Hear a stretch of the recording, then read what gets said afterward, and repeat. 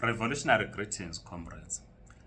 Janusz Walus, the man who murdered the former General Secretary of the South African Communist Party, Comrade Hani, on the 10th of April 1993, is off to Poland. Walus was sentenced in prison. He spent years in prison. In November 2022, he was granted parole. His parole has come to an end. According to the South African Minister of Home Affairs, Dr. Janusz, Walus cannot remain in South Africa as he is said to be an illegal immigrant. Therefore, he has to be deported to his country of origin. According to the minister, the flight ticket for Walus is going to be purchased, or has been purchased by the government of Poland. The South African Communist Party has released a statement. But before we read part of the statement, Walus is going to be received as a hero when the plane carrying him is going to land in Poland. The SACP says in a statement, and I quote, statement released on the 6th of December 2024, it says, I quote, "The Constitutional Court's order on 21 November 2022, under the leadership of Chief Justice Raymond Zondo, granting Janusz Walus parole within 10 days, remains a source of profound anger and a disappointment. This is true not only for the Hani family and the South African Communist Party SACP, but also for millions of South Africans, of whom the majority is the working class," close quote. We share the views expressed by the South African Communist Party in this statement. What is clear to us is that while we celebrate 27 April as Freedom Day, South Africa is not free.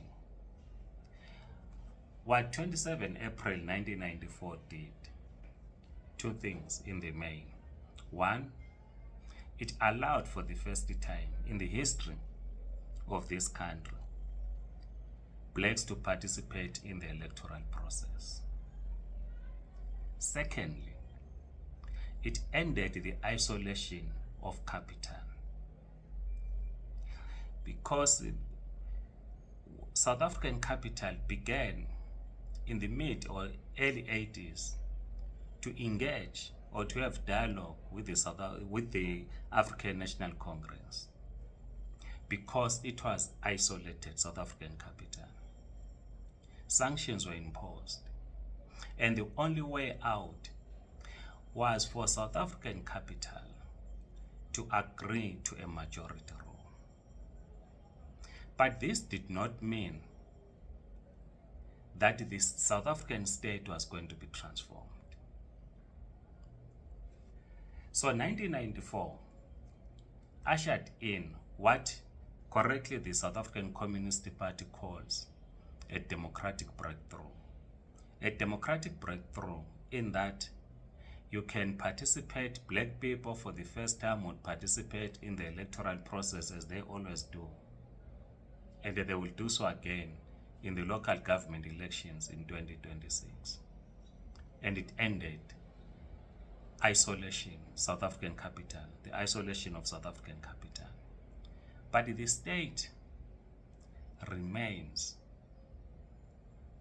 under the control of capital. This is why the judiciary took the decision it took. And arguing from a legal point of view, because South Africa is a bourgeois state, we might point fingers to the Constitutional Court.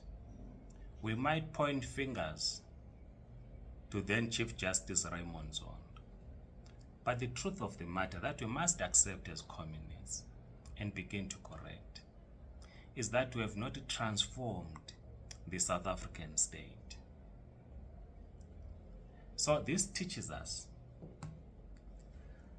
that instead, while we participate, black people participate in the electoral process, we participate in the bourgeoisie parliament. We have not yet smashed it. We have not yet transformed the South African society. I mean the South African state. Just as we have not transformed the Zimbabwean state. This is why in Zimbabwe we are saying our liberation is not complete. And this takes us back to a neo-colonial state, which we saw emerging in the late 50s, 60s, 70s, 80s, in the rest of the African continent. So the lessons from what is happening, where we'll be seeing later on television, Walus being received as a hero, a man who murdered our leader, the General Secretary of the Communist Party, the man who did not account for his actions. It is a lesson for us that indeed we must transform the South African state. We must transform or place the South African state under the dictatorship of the proletariat. As long as that does not happen,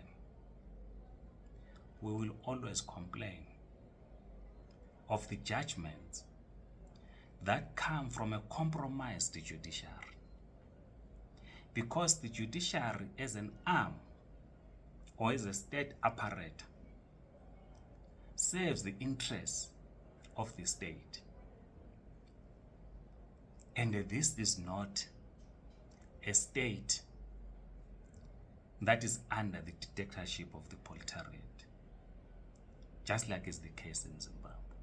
Please like this video, subscribe to this YouTube channel, share your views in the comment section. If you're on TikTok, please do follow us. Amandla, comrades.